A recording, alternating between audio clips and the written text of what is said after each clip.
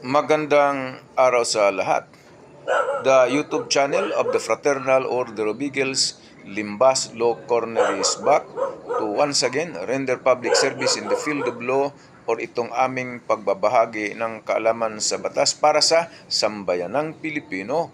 Brought to you by the Limbas Marangal Eagles Club of the Eastern Rizal Region 2 sa pamamagitan ng inyong lingkod na isang mga abogado at isang profesor sa maraming law school sa ating bansa.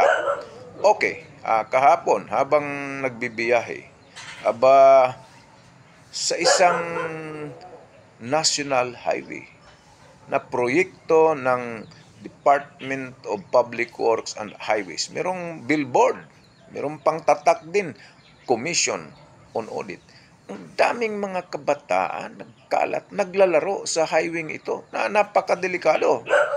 Kung may masagasaan dito, baka hindi lang isang masagasaan, baka 3-5 sa dami nila na naglalaro sa kalsada. At syempre, hindi naman natin pwedeng sisisihin ang mga kabataang ito dahil hindi naman nila alam na hindi yan dapat gagawing playground. Ito'y highway. Ang may kasalanan dito ay yung mga magulang. O mga magulang, ba't nyo hinahayaan yung mga anak ninyo dyan nagkakalat, naglalaro? At hindi lang yon, mga kababayan, ang daming sasakyan nakapark. Left and right ito ang dami. Sinong may kasalanan? Natural, yung mga may-ari ng sasakyan. Ginawa ninyong parking area itong national highway na to.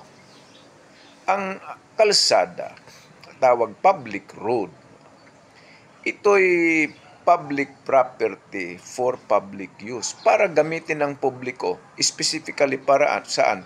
Sa dadaanan ng mga sasakyan, hindi playground. Dadaanan ng sasakyan, hindi parking area. Okay, so sila yung may mga kasalanan, yung may-ari ng sasakyan, sa mga bata naman ay yung mga magulang. Okay, pero wala bang parte ang gobyerno dito? Meron. Ang tanong, traffic enforcers, nasaan na kayo? Tulog? O nagtulog-tulogan? O mga walang silbing traffic enforcer sa bansang ito? Okay. Tungkulin yung ipatupad ang batas dahil hindi sinusunod.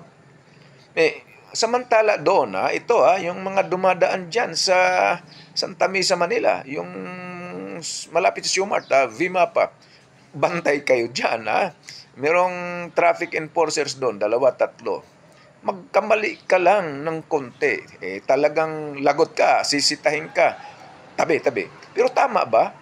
Tama. Bakit? Mali ka Pero ang punto ay ganito, sa konting pagkakamali ng driver, na nagkapag-swerve, bakit para agad? Baka mamultahan o baka lagay pa. Okay? Pero ito, lantaran. National highway, ginagawang playground ng kabataan, ginagawang parking ng area ng maraming sasakyan ito, hindi isa. Baka halos 100 ito. Totoo ito, halos 100. Anong ginagawa ng law enforcers? Ito'y labag sa batas yung pagpapark, pero tulog o nagtulog-tulogan o bulag ang mga traffic enforcer sa lugar na to. At syempre, ang may pangunahing may kasalanan ay yung mga may-ari ng nagsasakyan na nagpark. Okay, sana nakatulong na naman itong aming club, the Limbas Marangal Eagles Club of the Eastern Rizal Region 2. Maraming salamat at magandang araw sa lahat.